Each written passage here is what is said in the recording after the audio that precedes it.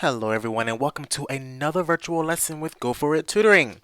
Alright, let's get down to business. I had one of my favorite students come into my office today and she had a very awesome lesson about graphing sine and cosine functions. I know that there's totally so many different ways to do this. You can vary the methods and the orders and the procedures to get these done so many times. But I thought I would just, show I like to call it the simplified version of how to do this. You may even know a better way, but I thought I would, share my version with you guys of how to graph sine and cosine functions, especially the complicated ones. Let's take a look at one right now. We're going to graph y equals 2 sine x plus pi over 2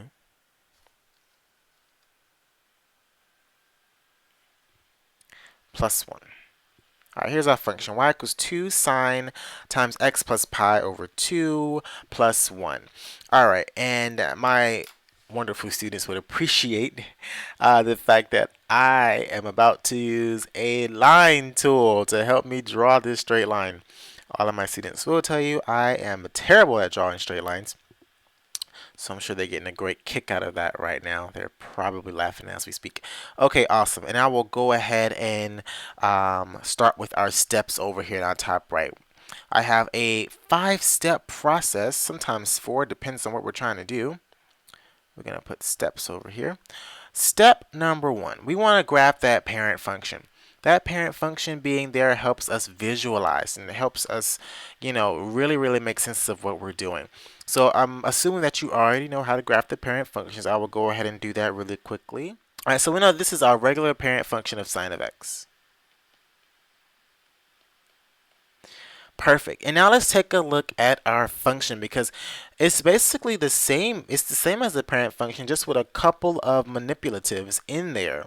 So let's take a look at each part. The functions that we're working with are typically in the form of a times sine of bx plus or minus c plus or minus 1. I'm sorry, plus or minus d. All right. Now, let's take a look at what each of these letters mean. The A here is our amplitude. The B has to do with our period, and the C has to do with our horizontal shift, while the D has to do with our vertical shift. So in terms of the steps, we're going to go ahead and do the second step, which is what I love to call, I affectionately call the second step, the middle. And when I say middle, I'm talking about the D. I'm talking about the D. In this case, our D is 1. And what we're looking for is a axis or a new line that's going to be in the middle of our function. This is the same thing as y equals 1. So you're just going to put a y equals in front of whatever that is. If it was a negative 1, you put y equals negative 1. And that line will become the middle of our function. Ooh, that's not too good. Let's try. There we go. That's much better. All right. Now, I'm going to go ahead and do the next step because that's pretty much step 2 is drawing your middle line. That's pretty much it. So let's go to step 2 and 3 kind of work together. Step 3 is my amplitude step. And it has to do with the A. Now this is where some people think it gets a little tricky, but it's not that tricky. The amplitude basically tells you how many above and below the middle line your highs and lows should be. What I mean by that is, if I look, originally, what was my middle line? It was y equals 0, right? In my original parent function, my middle line is y equals 0. And every high point, which would be here, would be 1 above, and every low point would be 1 below. Same situation, except now my middle is 1, and everything has to be 2 above and 2 below. Now this is going to get tricky. I'll put a 3 here. All right, so my middle line is here, right? My low, oh, this is actually my high. This is my high, will be 2 above. And my low, which is here, will be 2 below.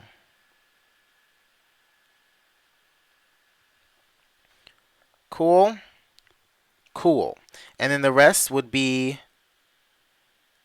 the zeros will still be on the same middle line. Oh, goodness. Get it together, Terrell. Here we go. Okay, perfect. Or, well, not perfect, but you know what I mean. Anyway, so basically what we have done here is we have established our vertical shift, so to speak. And what it is we've taken our middle line, and we know that for the middle, we have to have an amplitude of 2. So we have to have our highs going to above our middle line, which is what is happening there.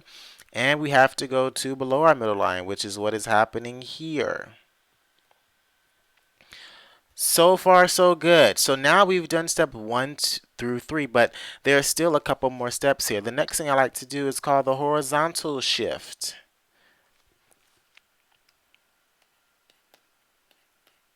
Horizontal shift. This has to do with our C. Our C here is pi over 2. And because it is positive, we know that we have to move to the left, pi over 2. So all we're going to do is shift this entire graph to the left, pi over 2. We know that if we were to put another point here, this would be negative pi over 2. So all we're going to do is take all of these points and go to the left, pi over 2.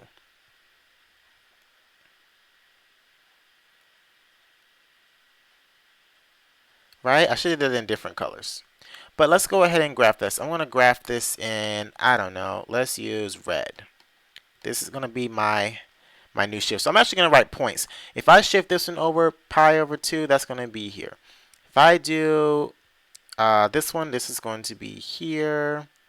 This one is going to be here. This one's going to be here. This one's going to be here. And I'm going to graph that. So this is the same exact graph as the green one, except all I did was I shifted it over pi over 2 worth to the left, because that is a positive inside the parentheses, right? Awesome. That's done. Last step is the renaming step. It's also the thing that has to do with our period. But I like to call it the rename step, because all you have to do is rename that axis. The x-axis, I mean. Our period here, we have to look at the b. The b is 1, which means our period would be 2 pi over 1, which is the same thing as 2 pi. This is our period. And actually, there's nothing to do here, because our period was already 2 pi. So the red line is actually our function. That is 2 sine of x plus pi over 2 plus 1. That is it. Can't do anything with the period. You don't need to rename it because it was already a period of 2 pi. When you go from this point right here, negative pi over 2, to the 3 pi over 2, there is 2 pi in between there. Y equals sine, this is actually really easy. I should do another one after this. Y equals sine of x plus 5. Very easy. First step, graph the parent function. And I'm actually going to skip the graph the parent function step because this one's so easy. The next step would be to graph the middle, right? The middle is 5, right? And remember, there's no parentheses here, so we don't have a C here. So the middle is actually just 5. 5 here, and we'll draw our middle. Something like that.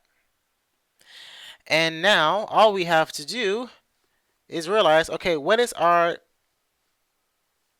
amplitude? Our amplitude is 1. If our amplitude is 1, that means we have to be 1 above and 1 below the line for our normal highs. So for sine at 0, sine at 0 is usually 0, so we'll keep it on the line. Sine at pi over 2 is usually 1, so we'll go the 1 above. Sine at pi is usually 0. Sine at 3 pi over 2 is usually negative 1, so we'll still go 1 down from the middle. And then 2 pi is usually 0, and all we have to do is connect these dots here, which is the hardest part for me. And we have graphed sine over x plus 5. Literally just a shift up 5 units.